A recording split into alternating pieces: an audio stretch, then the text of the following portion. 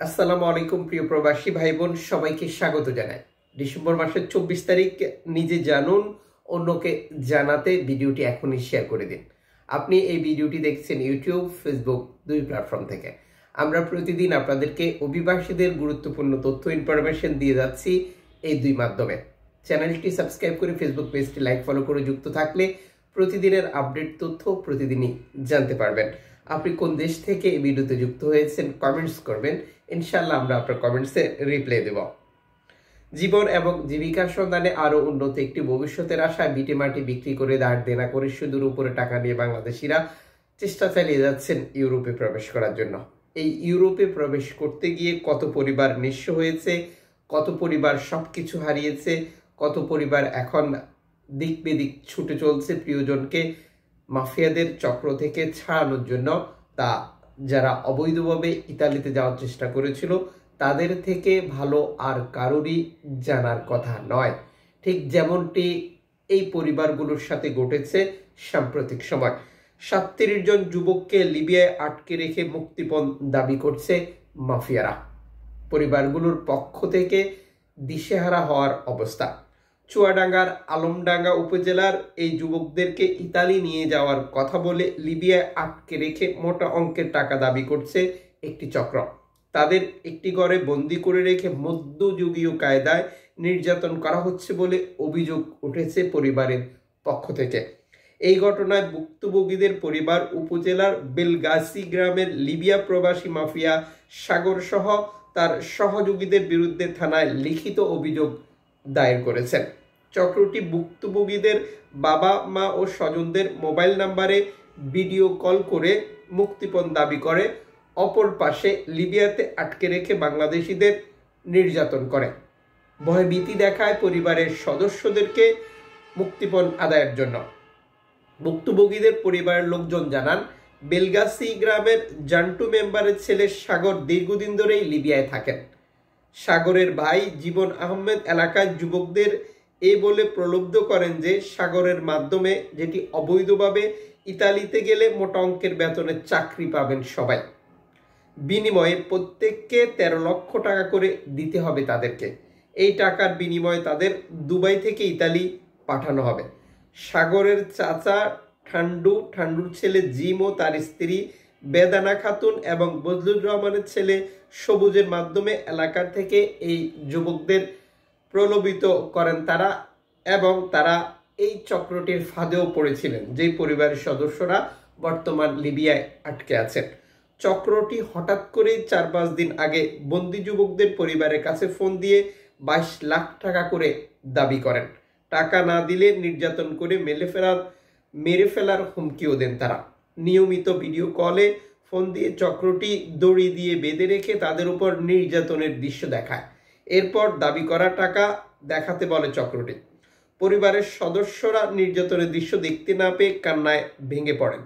ভুক্তভোগীরা বলেন, আলমডাঙ্গা এলাকার আউসপুর গ্রামের আতিয়ার রহমানের ছেলে মামুনুর রশিদ, খেজুরতলা গ্রামের তামশের আলীর ছেলে মিঠুন, একই গ্রামের রেজাউল হকের ছেলে তুহিন হক, আব্দুল মজিদের ছেলে তিতাস, আসগর আলীর ছেলে জুয়েল রানা, শাহজাহান আলীর ছেলে হাসিবুল ইসলাম, তমেজ আলীর ছেলে আরিফুল ইসলাম, হাসান মন্ডলের ছেলে বকুল হোসেন, শওকত আলীর ছেলে নয়ন হক, ফারুক হোসেনের ছেলে আবু সাইদ, জমশেদ আলীর ছেলে জোনায়েদ হোসেন প্লাবন, আল মামুনের ছেলে আবু জাফর, মহাবুল হোসেনের ছেলে সাগর আলী, মনিরুদ্দিন মন্ডলের ছেলে লিটন আলী, ওহিদুল ইসলামের ছেলে মোশারফ আলী, নজরুল ইসলামের ছেলে বিপুল হোসেন, নাসির উদ্দিনের ছেলে নিশান মিয়া, আনিস আলীর ছেলে আব্দুল জাহিদ, আলমডাঙ্গা পৌর এলাকার গোবিন্দপুর গ্রামের শহীদুল ইসলামের ছেলে সজীব হোসেন, ফজলুর রহমানের ছেলে হৃদয় আহমেদ টিটন, জহিরুল নগর গ্রামের লালটুর রহমানের ছেলে সবুজ আলী,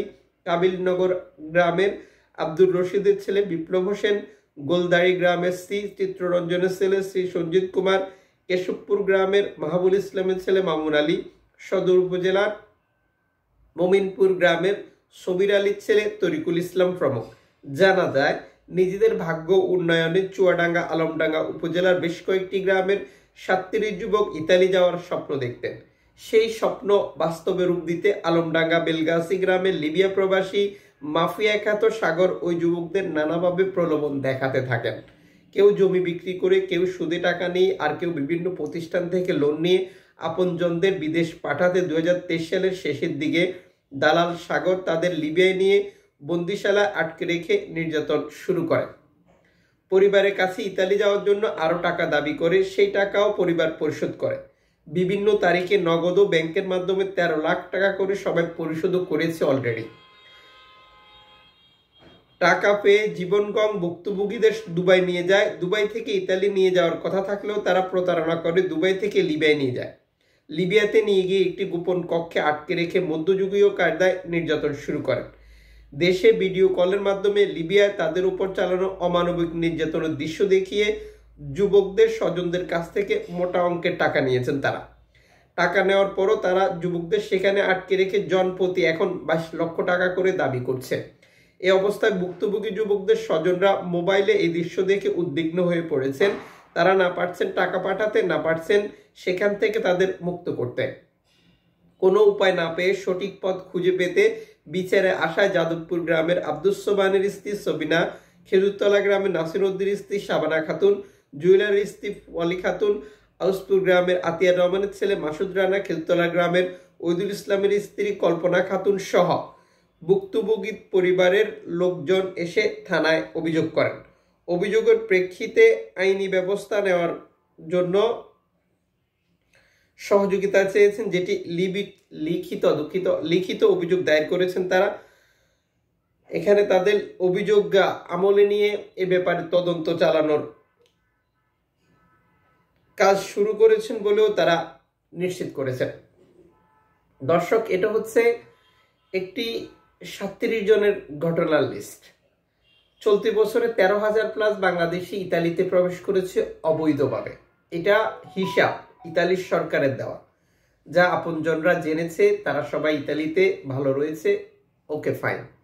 কিন্তু যে সকল পরিবারগুলো মুক্তিপণ না দিতে পেরে নির্যাতনে নিঃস্ব হয়ে গেছে, পঙ্গু হয়ে গেছে, চোখ হারিয়েছে, হাত হারিয়েছে, পা হারিয়েছে, বর্তমানে বিভিন্ন স্থানে আটক রয়েছে, পরিবার নিঃস্ব হয়ে পথে পথে ঘুরছে, পথে বসে গেছে, এটার কিন্তু কোনো হিসেব নেই। মোমবাতির উপরে আলো, নিচে অন্ধকার। ঠিক অবৈধভাবে ইতালি যাওয়ার গল্প এমনই। আমরা শুধু সফলতার গল্প শুনি এবং তার পিছনে থাকি। আমরা ব্যর্থতার গল্প শুনি না, ব্যর্থতার গল্প জানতে চাইও না। 13,000 প্লাস বাংলাদেশি ইতালিতে চলতি বছরে প্রবেশ করতে পারলেও এরকম আরো কত 13,000 পরিবার নিঃস্ব হয়ে গেছে তা আমাদের অজানা। এই ইনফরমেশনটি সম্পূর্ণ প্রচার করার মূল উদ্দেশ্য হচ্ছে, যারা ভাবেন যে খুব সহজেই অবৈধভাবে ইতালিতে যাওয়া যায়, তারা যেন সঠিক তথ্য ইনফরমেশন জানতে পারে এবং সিদ্ধান্ত নিতে পারে কার মাধ্যমে যাবেন, কিভাবে যাবেন।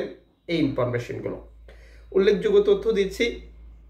কারো মাধ্যমে আপনি অবৈধভাবে ইতালিতে যেতে হলে তার সাথে যে টাকা লেনদেন করবেন এটা লিখিত ডকুমেন্টস রাখবেন।